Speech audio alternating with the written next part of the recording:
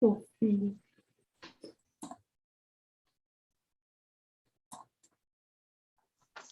It's in live right now. So Bruna, we will wait for 5 minutes and after this we will start. Just waiting for more people join. I have an idea. Yubi Okay. has a time to turn on the experience, so I will turn, and then when he starts to talk, we start. Okay, let's go. Okay.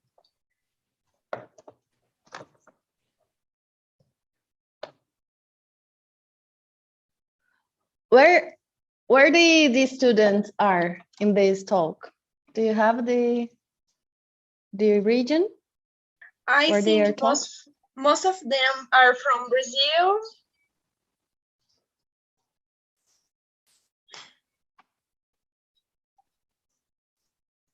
Yeah, but we have other students from India as well, and also some people from the Netherlands, because I invited them. German. So, yeah, lots of countries, honestly. I don't really know specifically, but lots of Brazilians for sure. Interesting. So if I speak Portuguese, no, you please tell me. Yeah. I explain again.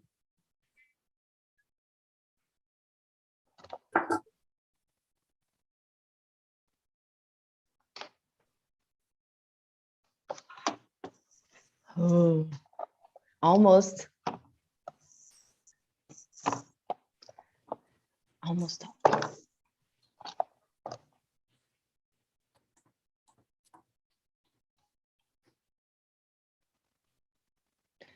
This not another day.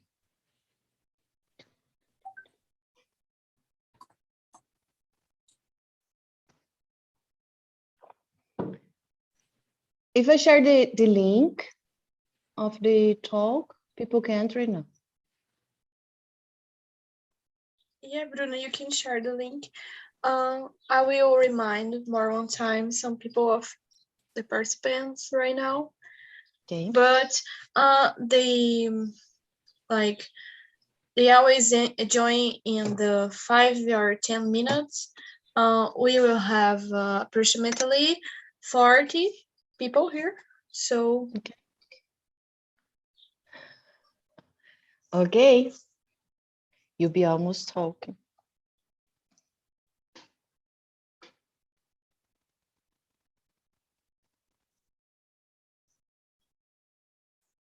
I'm drinking coffee, okay, kids?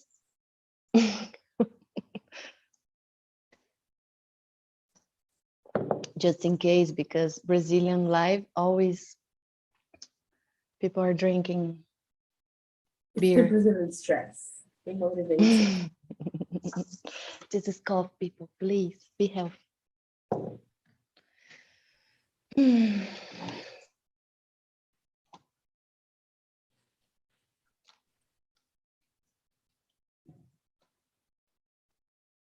I just have a question. Ana and João Pedro, do you receive the link on email some minutes ago? Yeah. Yes, I received the link in my email. Oh, okay. That's some people that don't receive and are sending me messages now. I just remember that I didn't change the Wi-Fi password, so the interaction won't be online. This happened when Yubi needs to talk, and this is why I use it to say that Yubi is a printer, not a robot. Because when Yubi needs to work, we have this technology limitation.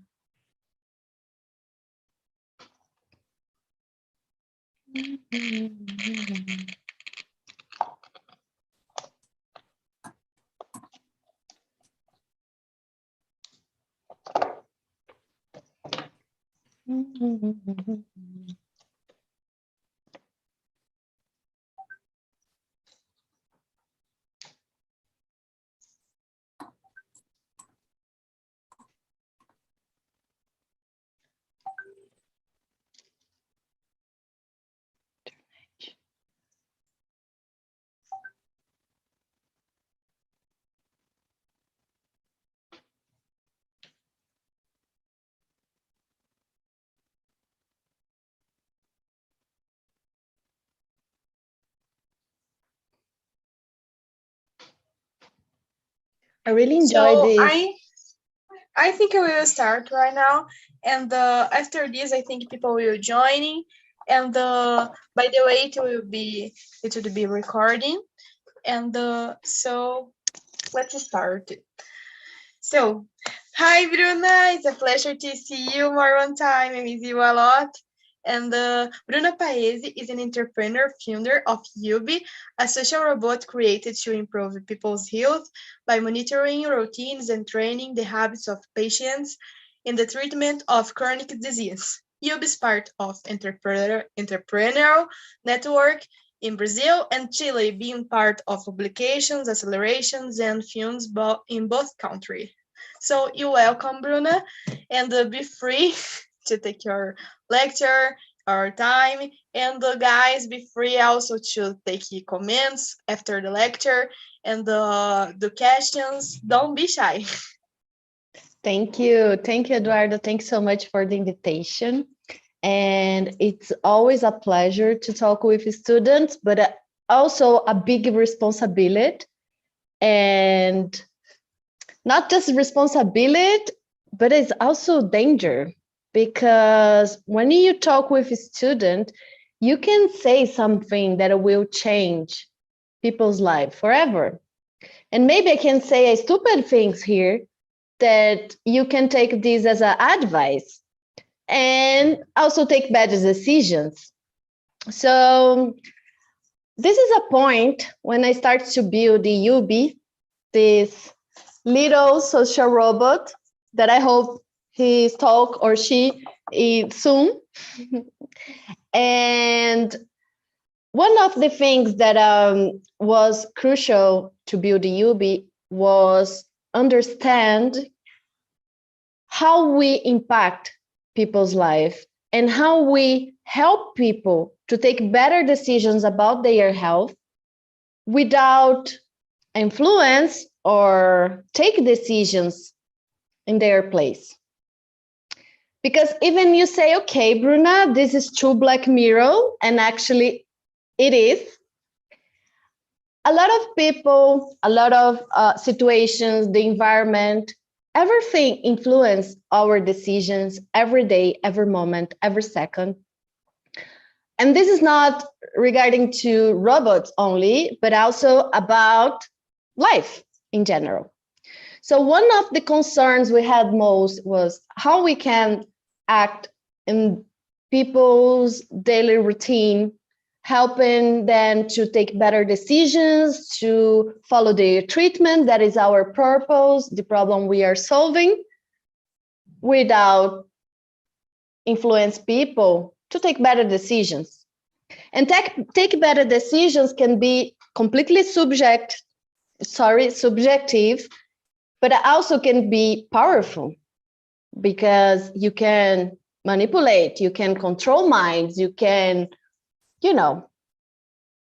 what we are afraid about robots. And it's a reality. It's not like just conspiracy theory. You can influence people with the things the robots are saying or are suggesting or advising. And this is a huge challenge building a solution, even more when is experience, when is like a conversation AI, where you can get connections and create a trust between people, humans, and machines. So this is the second level of our concern, because the way machines and people can talk is also a challenge, because when we are communicating like now, I'm sure even my English or what you are understanding about what I'm saying is not the same. And when I say it's not the same, I'm saying you that it's not just about understand the communication itself, but about context, about how we communicate. And this is start with linguist, with language. So today was funny because I was in my French class and the teacher was explaining about a sentence that is the same if you are saying that someone opened your door or if you open the door. Is the same sentence. And I asked him like, okay, so how do I know which one is when the person is talking? He said, if the person is okay, confident, okay, he opened the door.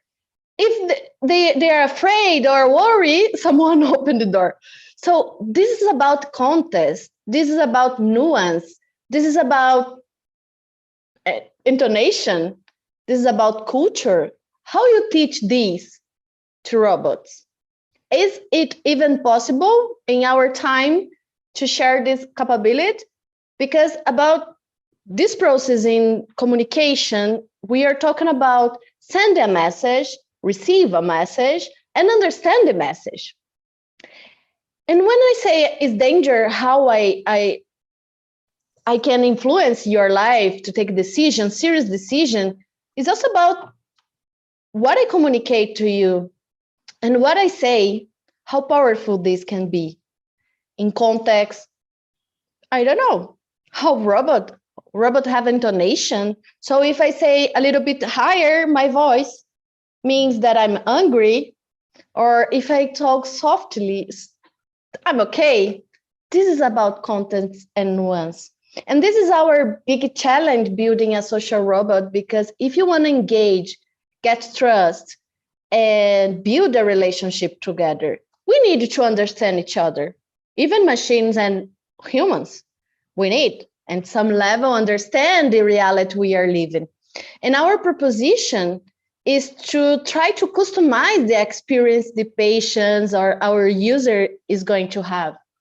And for that, we need, again, understand context, reality, environment, and everything that we have between this connection, humans and machine. So can you imagine the level of the complexity to build something like that? Okay, today we can have a structured conversation, but this is not where we are going to be in 5 years, 10 years. That the place we are going to be able to talk with a machine like a humans are talking, like now I'm talking to you. So, oh my God, he started to talk. Listen. Okay. He's saying, let's take your temperature. Okay, this is like an interaction. He was supposed to speak early, but this is Yubi, you know, he has his own wishes and desires in life. And vamos medir a temperatura. Again. So I programmed the robot to talking looping, and the experience is different when it's online and offline. And again, I forgot to put the Wi-Fi, and this is sounds like things I made because I want, but I really forget it, and it's always happened the same. So people in next meeting won't believe in me anymore. But again, this is also about the challenge we are facing. And everything about this project is challenge, not just because we have limitations, but also because some of the things we don't know how to build. And if you say like, okay, maybe some, institution are far ahead of us, no one is really knowing how to properly build this completely. So we are on the way. And the other concern we had most is like to get this level of communication, we are going to be better. We are going to set, okay, a standard for which kind of data, which kind of information we can use for learn and for partnership, commercialship. So this is about data, and this is about protection, privacy. One of the things building UB was to question and be questioned about this, how we treat information, how we treat what we are learning for people, because it's not like a company that need to have this so much power to define which kind of experience we are going to provide. Of course, we are building this, but not by our own rules. we believe that this is like a consensus that I need to exist between the machine and the humans, and this will change for everybody, because some people will think that a privacy is just something that has no value, but a lot of people knows that a privacy and information is everything we have, besides our time, that is the most value asset we have in life. So these 3 points was the biggest challenge in general to create this idea and execute this idea. Of course, when you are talking about technology, we are talking also about how to bring conversation in real time for hardware to hardware, or I don't know how to say, if someone know the words that I talk today a lot, the parafuso, the things we put for the kids don't open the toy. This was a big challenge. Most everything I'm talking in the process, we took like 5 months to find a solution to put these later in the project. So of course, we are facing technology limitations building this in South America, not just because of the commercial barriers or technology access, also about the knowledge we have about the 3D printing, about the hardware. So I'm not here just to say, building harder or robots in general is hard, but to show you a little bit about the reality, that this is a project we are bootstrapping. Just to give a context, bootstrapping is when you use your own research to building your solution product and bring this to the market. So this is another level of challenge, because this kind of project needs a lot of money to build, and we are building this in partnership with universities, with students, with people that want to be engaged, that are people that want to help us to building the solution. Of course, we had the opportunity, and now talking a little bit about the problem we are solving. The first time I got contact with the problem was when I was doing a volunteer in a children's hospital in Brazil. And that situation was really hard for me, because that kid that was in treatment, they were losing their hope. They were fighting more than just about their life, but also about their state of mind and how they are going to thrive this process, this journey, this period in their lives. So we focus in this kind of groups where the patients need to take medicine, where the patients is changing their reality. And sometimes they are alone, not just in the concept of being alone, but about feeling alone, because their environment, their friends, they are not going to the same process. So they need to relearn basically how to live. So this was when we decided that a social robot could help most then. And we face, again, a lot of concerns and challenges in this point, because of course, if it's easy to build a software, why not to go to software first? But we decided to, when sometimes I talk we have a team, but most of time, the most hard decisions, most of them I took alone. And this was a decision I had since the beginning, to try to do the hard part first, even is counterintuitive, make no sense. But what makes sense in life, right?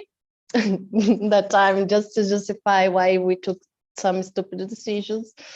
But yes, was a really interesting process, because we learned a lot about limitations of technology, also about how this can be better than an app, because in the end, kids, specific these users, target users, they are learning different kind of things, knowledge, and we are competing about their sharing their time. So most important than where they spend their time, if it's a game or if it's in a reality, it's difficult to take kids' attention in cell phone, or even is not really recommended for young kids, young children. So we fought for this solution, and this took more time than we were expecting. And another point that normally when people invite me to talk about, how it is to be a woman, a female founder in this environment that we know that is super selective, and I always thinking about what I'm going to share, because it's not just about face a lot of challenge and difficulties, but also about how you feel about this process you are building. And I never had building a robot before, so I had no idea how to start or how we were going to make it. I'm still learning, and I know this is super cliche, but at least I'm learning something. But to be honest, this is like the last concern I have. But yes, it's not easy. We need to face a lot of discredibility. I don't know if this word exists. I'm sorry if not, but we need the support of the environment, the ecosystem, the people that have interest in our solution. So in some level, we need to convince them that we are able to build this. And this was the process that I needed to understand about timing, about hard things to be built. We cannot build complex things in one day. And this is a little bit about our journey. We started in Brazil, but then we went to Chile because we won a grant over there. The government provide support, a financial support to bring ideas to reality and to develop innovation. So the first program we went was in Universidade Frederico Santa Maria, is in Valparaíso. If you want to check, it's an amazing place.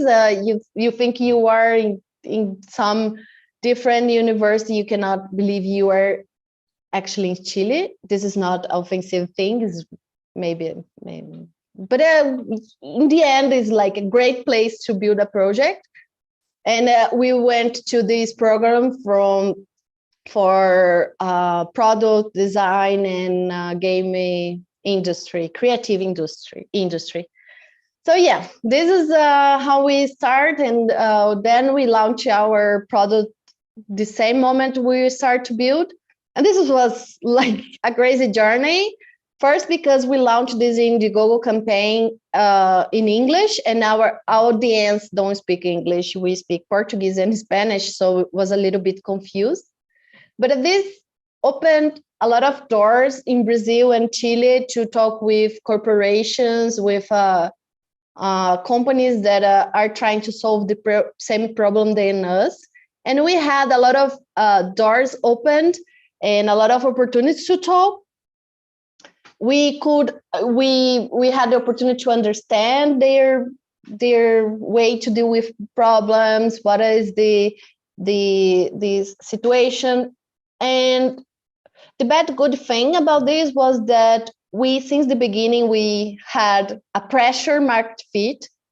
That is like the way I say about product market fit, because in the end, they push us. When I say they, is the corporation, so try to solve this problem, pharmaceutical, insurance company, doctors, hospitals, no organization, no profit organizations, and parents. So we had the opportunity to talk with a lot of players in this problem we are solving, and this gave us confidence to try different paths. That we made a pilot with an insurance company in Brazil, and we designed how this was going to work. But then life, and this is another point about what we are trying to solve, because another day, another talk, someone was telling that to be healthier, to have a better quality of life, we already know everything we need to do.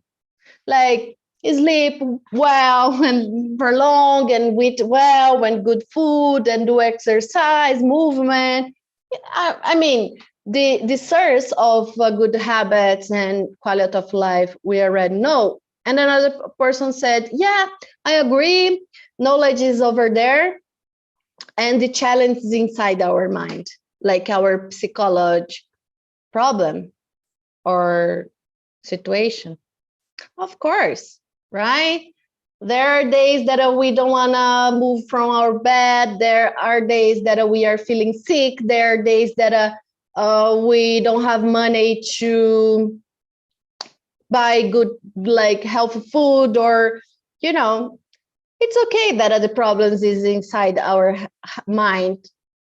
But I answer in a strong belief that the biggest challenge for healthier society, have better quality of life, it's not just inside of our mind, but mostly life in general.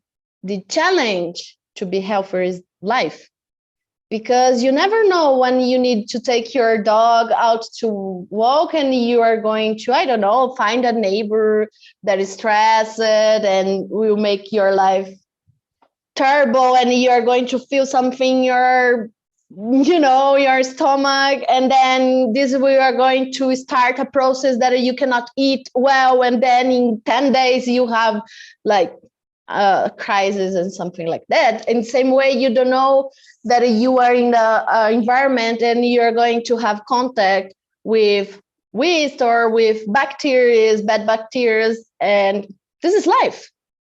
You don't know when you are going to have opportunity to work preventing a disease, or just, you know, decide if you need to eat a kiwi or apple or meat. This is not so simple, and not just inside our health. So the environment influences our health.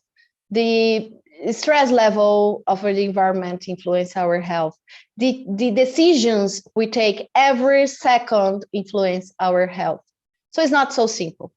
It's not so easy, and it's not just a state of mind when you say, okay, I will be the healthier person in the world and this is enough.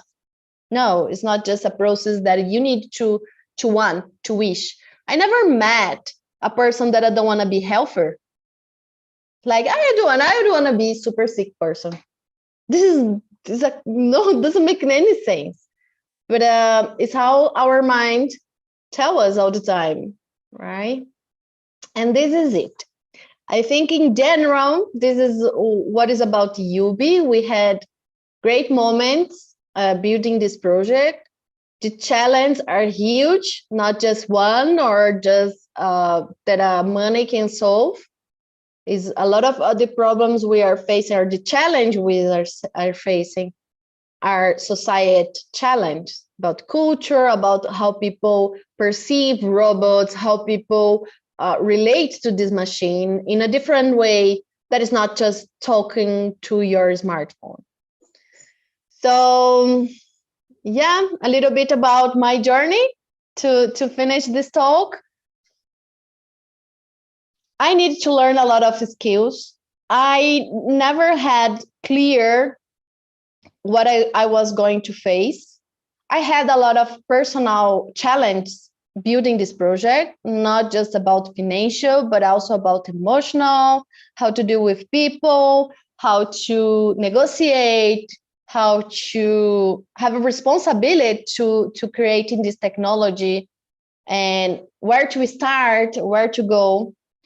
But I do feel that sometimes the thing we need to have in life to pursue our dreams or to build something, and this is also my purpose in life, I decide to use my time, my knowledge and energy to building better future. And this can be a lot of things, but in the end to make other people's better. And this is why I'm building this project and why I'm put so much effort and so much energy to try to bring this project to reality in a level that we can really improve people's health, not just want to do. And thank you again for the talk. And I hope you have a lot of questions to make, because I'm here to answer all your questions. Hello, Bruna. Thank you so much for accepting our invitation. I'm so happy to have you with us. And if anyone have a question, please clap your hand. And I think Clara have a question. So, Clara. Yeah, okay. Yeah, I just wanted to ask you because you said that you have this project in Chile as well, right? Like you work in between Brazil and Chile. And then you also said that the government provides a financial help for you. So I was wondering if you feel that because of this financial support, do you feel that the project's going to be more directed toward Chile and not Brazil? Yeah. Okay. Okay, this is an interesting point, because like Brazilian market is bigger, and we are in a different stage of buying innovation. So I could not ignore the Chilean giving us money and Brazil being a good place to start. So it was another level of complexity. And I used to say I'm here to try to solve complexity, because in the end, this is my life. And was a challenge, because not just about, be there, be here all the time, but how to spend is smart money, because one of the things that we learn to do is fail cheap and fast. Not cheap, because this costs a lot of emotional and time, but in the end, how we could build this in a smart way. And Chile gave a lot of opportunities, also not just money. So we had opportunity, we still having, because now we are in Universidad de Concepción, another university that is a strategy for us to partnership with university, because it's where the knowledge is and we want to be there. So yeah, we try to do these things, and I need to confess, because I use this as advantage. So I go to Brazilian supporter and I say, hey, la in Chile. There in Chile, they are giving us something special. And then they feel like, not as a competition, but they feel engaged to help too. So I do the same there. I say like, yeah, in Brazil, they are giving us a lot of support. And that is true. But, we need to try to take some advantage of this complexity, and this is how I face it at this point. Did I answer your question? Yeah, thank you very much. Okay. Karine, the word is yours. Thank you. Hi, everyone. Hi. So, and in the whole presentation, you talk about a lot about ups and downs, not just in work, but in all aspects of our life.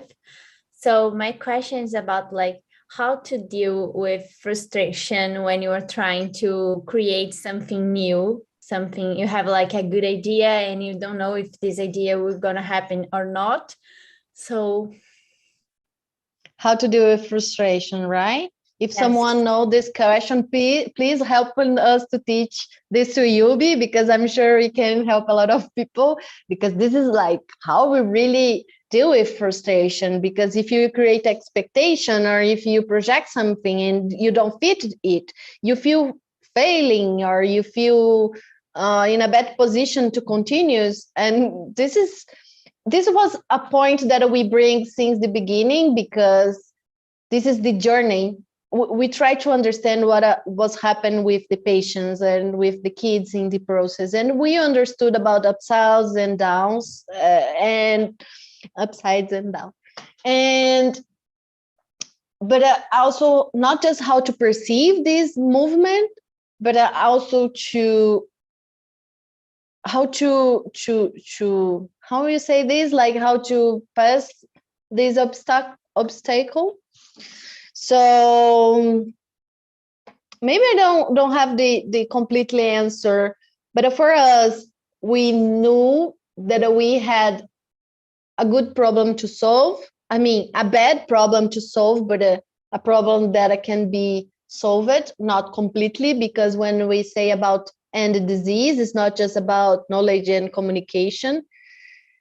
But another thing that helped us was to keep telling our story, because we are not used to know how to fail or how to make mistakes.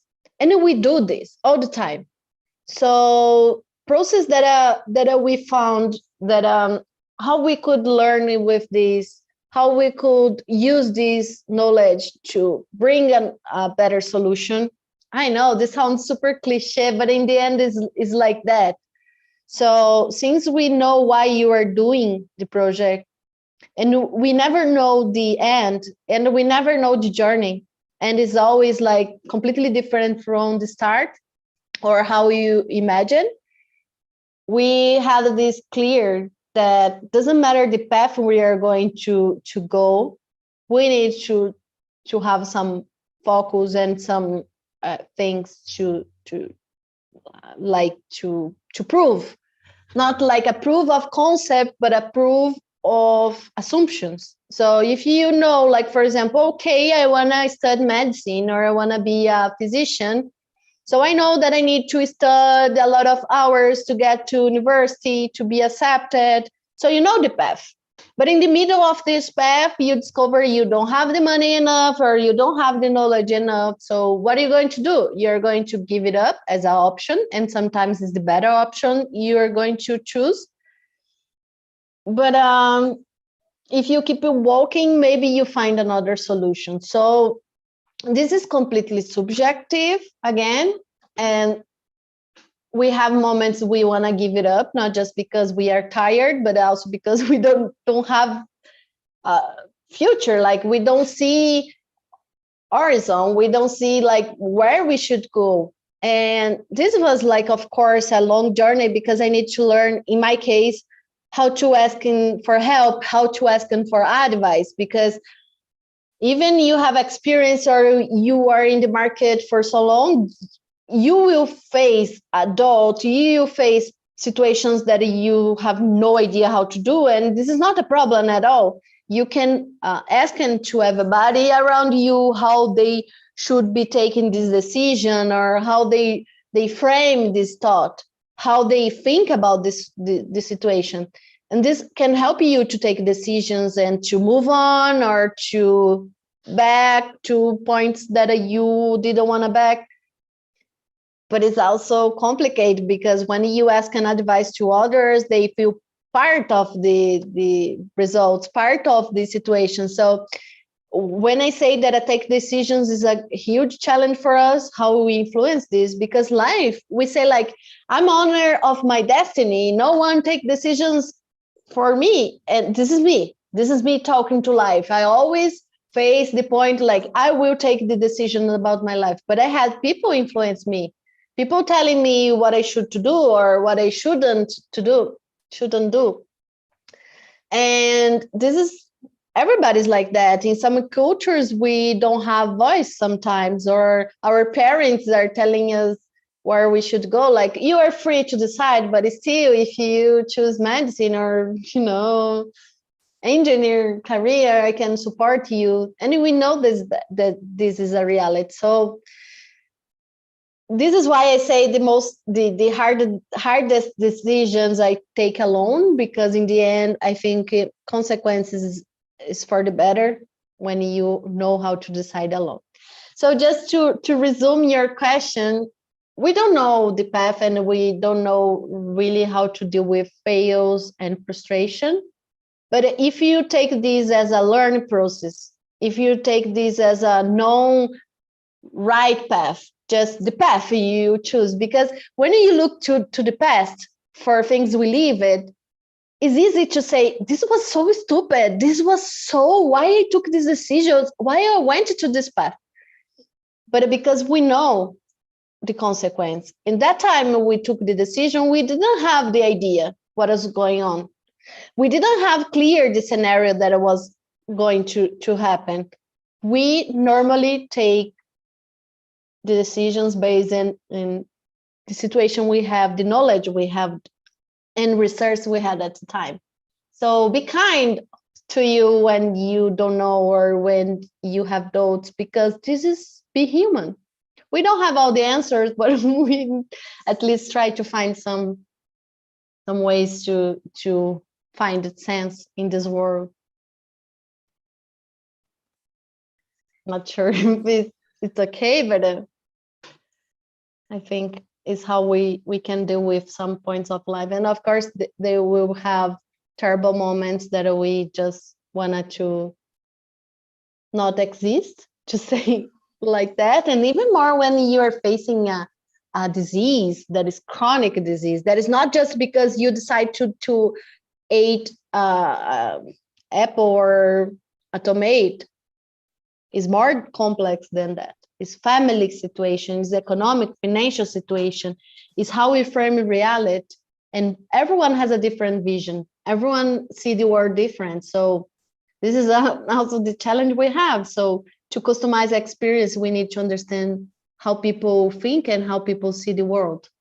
And this is, I think, is another level of human knowledge we still active, still finding. Thank you so much, Bruna, for your explanation.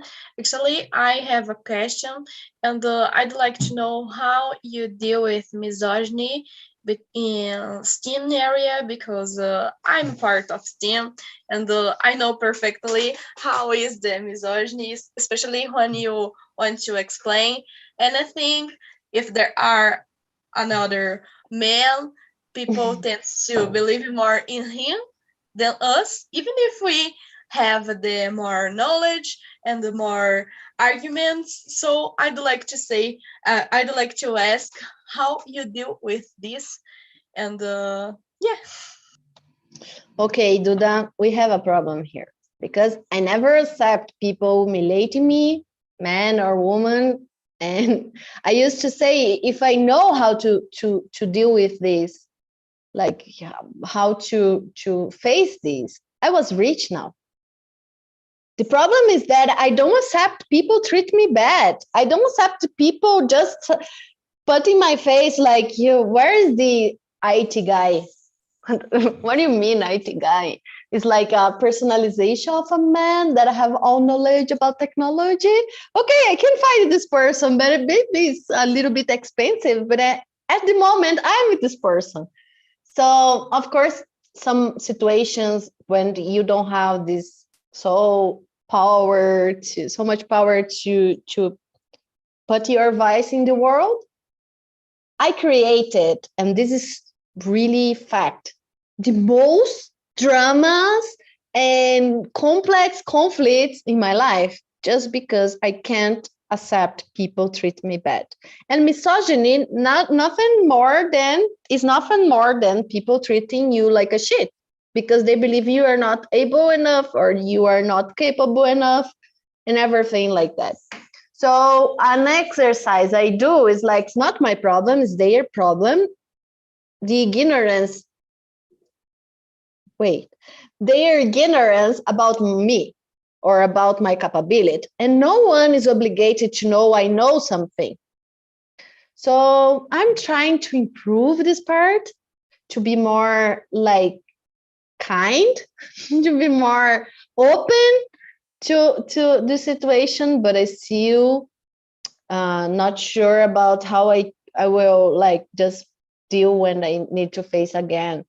One day, like, I will give an example, because when we talk about this, we say like, no, girl, this is like just bullshit. But of course, we had biggest problem than this we faced. But an investor in Los Angeles asked me, you don't have a boyfriend or a father or some friend that can give you the money you are asking? I was asking $300,000 first, I don't know anyone that I would say like, hey, Bruna, just pay, take here my money, go to build this robot. Like, just, take this like a boyfriend, like, okay. And okay, this was a situation. Later, he asked me, the same guy asked me, what am my boyfriend or the person he thought was my boyfriend at the time thought about the project. He said, good question. I never asked him because it doesn't matter for me his opinion about my project. Like, I mean, of course, I can listen other opinion about what do they think about the, of course, but it's like, why this is really important. So I don't think it's just because they don't want how to make questions. I also believe that this is about how they see the world. So again, I try to think this is like a thing I cannot control. It's just a thing I need to react better. Because this is my challenge, how I react better to this kind of situation. Because I cannot control their actions. So I'm in the process. I'm not like in the end of this line. I know that at some meetings I will like wanna just leave the room. And I was in the rooms that I saw women really like get pissed off about the situation when men just try to explain everything, or and the girls just saying, hey, come on, respect me, I'm here not just because you, right? So I don't think we should be passing for this kind of situation, but I will do my best to not create chaos again in my life just because I'm being treated bad. Thank you for the ask, the question. Thank you for answering. Actually, I will follow your advice for not like taking care for these men that don't care about our projects and know that they know more about that us who even create the project. So I think Clara has a more comment, and if anyone have more a comment or any doubt, please clap your hands. And Clara, the word is yours. Yeah, thank you. I was wondering about what you said that about the people that have chronic diseases, and I'd like to know if is like if there are any ethical boundaries related to this, because these people are in a very vulnerable situation. So I imagine it's not really simple to deal with them. And yeah, I don't know. It's the thought that I We have a lot of, yeah, great question. We have a lot of ethical issues. I call issues because in the end it is. If we don't follow, we'll become a huge issues. And well, we took some procedures, some process that we have this as a norm, but depends a lot of about how we conduce like testing, talks with patients, and we allow us to have some mistakes in the process, but are not at scale. So we don't go to production or put simple case. I fought a lot to put these, I don't know the parafuso name in the toy, took like 3 months, 4 months, because I could not send this for kids with plan, with just super bonder. Make no sense, I'm putting kids in risk. And it's not just, like, oh, maybe the kids will talk dirt words or the robot will learn about dirt words. This is not my personal concern. My personal concern, again, is like how we make these users, these kids, not dependent of the robot to take decisions, because autonomy is one of the most important skills a person can have to take care about their health. So if, for example, the kids cannot decide alone if they should eat chocolate or not when they have diabetes, I'm not acting to help them. I'm just delaying the problem. So this is the most concern. And of course, about the have like professionals near, always talking with people that deal with the users, with kids. So for example, the project we applied to test in Brazil is Universidade Juiz de Fora. And my co-founder, she's almost physician, and I hope she completes the university college this year, because she really deserves this. She conducts the process, and they have like a 360-degree attendance from professional physicians, physiotherapists, and all psychologists. So we cared a lot about this point of not creating a problem to the user. But of course, now we are small and we are testing a controlled scenario. And we are going to face an uncontrolled scenario. And this will be really important. For example, how our infrastructure was building to support them. So, for example, I invite people that are in the robotics or AI to be our counselor, because it's like, this is a huge discussion in AI, because it's like people say like we need to have organizations that we are going to regulate what we are going to offer experience. But if every day we change the experience, so how we can get this approval? So it's not fast enough to have this point. So we probably will have a counter AI to fiscalize, to like avoid some biggest problem, or to where the AI is learning. But it's still really early, and I don't believe an organization need to have this power or this control. This needs to be a consensus, a committee, not just about machine, but also with humans. And we have like a manual of ethical things we want to have in our process, but we depends of humans, so we can fail in this point. But it's a really long path. It's not a thing we have all the answers now to, because we don't know. And in the moment, because we are in this moment in AI, yes, that AI is creating another AI. So we lose a lot about the, some words is difficult to me to explain in English, but some controlled space. So we are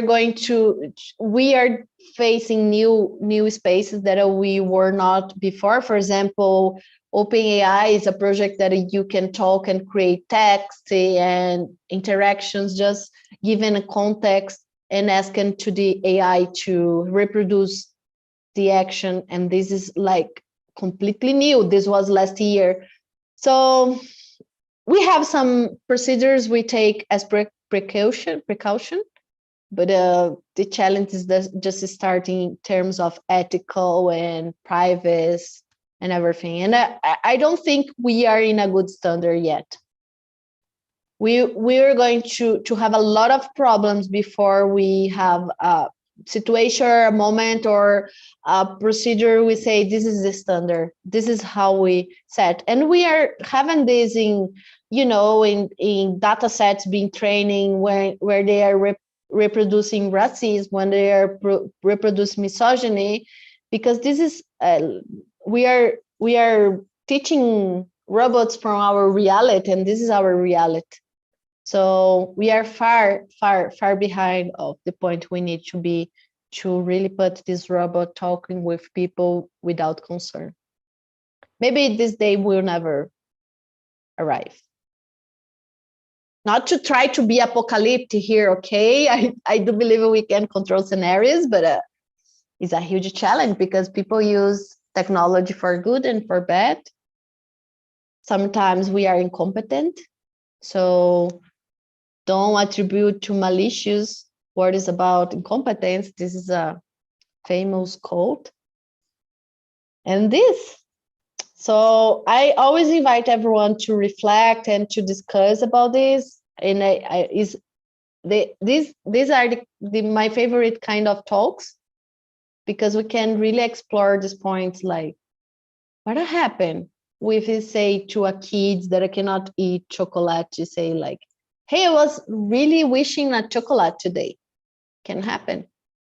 So for kids, you know how terrible we are to say this to kids. So I don't think we are really near to this point to have all the scenario controlled. Answered your question? Yeah, of course. Thank you. Thank you, Bruna. João Pedro Aguiar have a question. So, João Pedro. Hi, João Pedro. Hello, hello. Can you listen to me? Yes. Yes. Okay, you quoted about psychologists some minutes ago, and I was thought with myself, how could they help the project? Like, I don't know, improving the human being or the human capacity of the robots talk with another, with us, yes?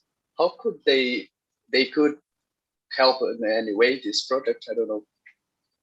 Many ways. Like one way is helping us to create good copies. When you say copies, is like the conversation we are providing with good, for example, good words and good way to talk with kids. For example, this is a way. There is a study in psychology that I call behavior science that is the base of the most solution in the market to help engage people in health life. And because it's like the easier way to teach people how to change habits or how to adopt a new habit. And this is the most solution use. And again, the other thing that they can help is like to understand points of diagnostic. But we don't work with diagnostic in newbie, but it's a huge area in health science, because it's like the concept of having this analysis is like how you predict, how you detect, for example, a humor change that this will define the treatment, the outcome, or how we know in the exact moment that you need to have to action in case that we don't solve, but when someone is going to try to kill themselves, a suicide.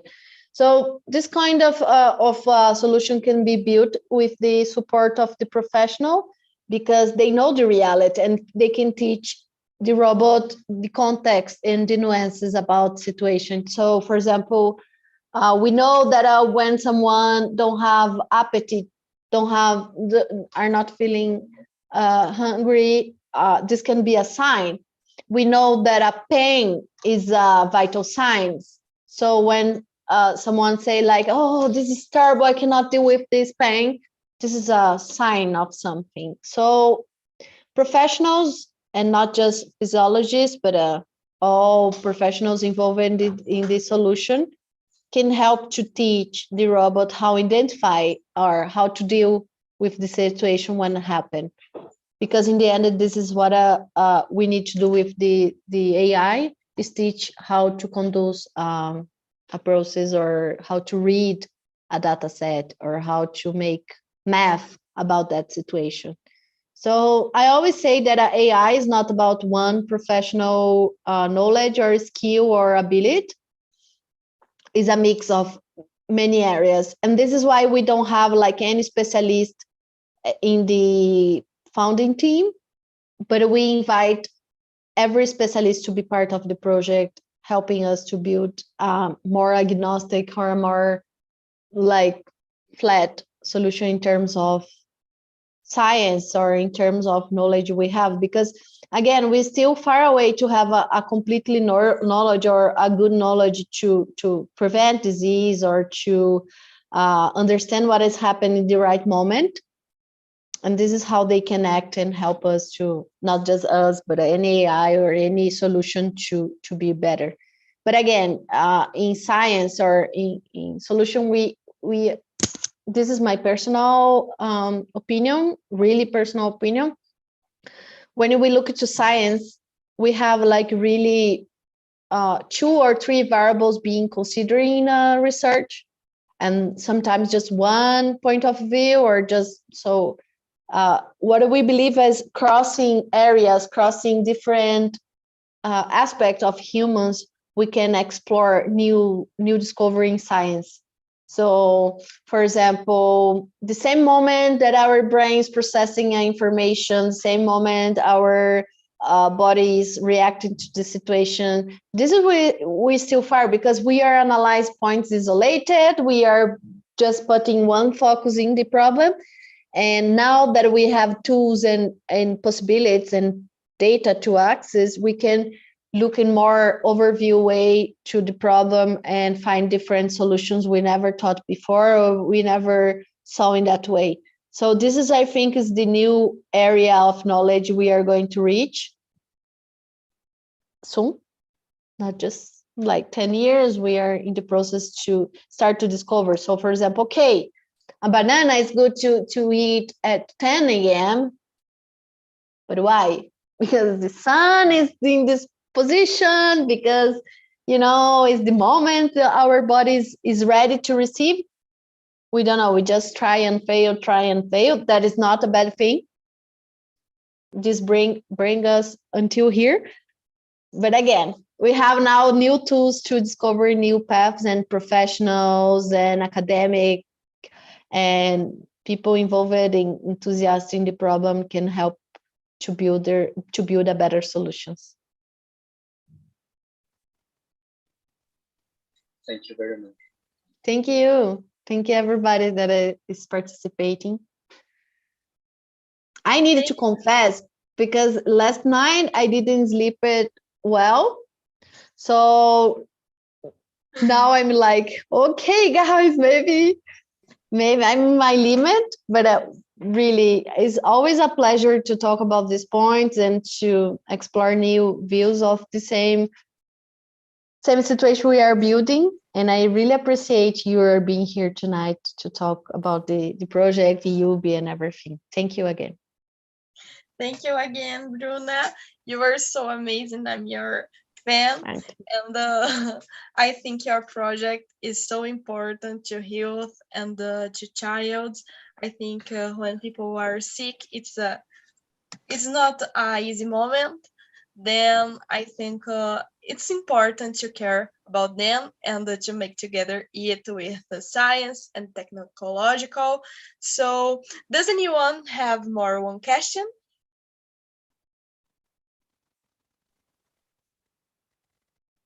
So I'd like to thank you everyone who joined here, and remind that tomorrow there are more 4 lectures, and be free to follow the form, and be free to ask questions, to say any comment, and thank you so much everyone. I think now, except OM, everyone is Brazilian. I'm not sure, but that's incredible to see you from Brazil. Yeah, and I hope, Duda and everybody, that I didn't say nothing so impactful that I will help you to take better decision. I'm not here to that. No, I really hope that this talk have some positive impact in your journey. And also, I'm open to talk more. You can find me in social media, on Twitter, Instagram, LinkedIn, Facebook, Orkut.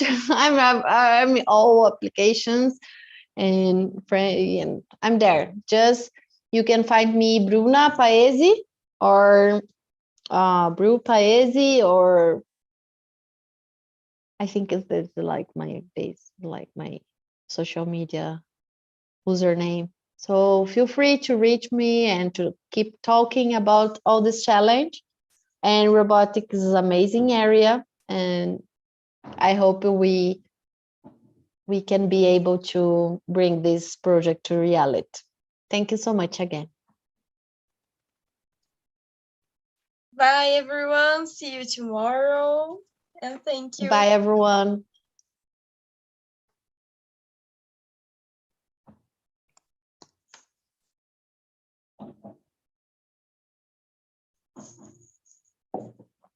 Hey, Bruna, so it's our team of directors. Ah, agora a gente tá tudo em brasileiro. É que o Owen tava ali, ele é da Índia.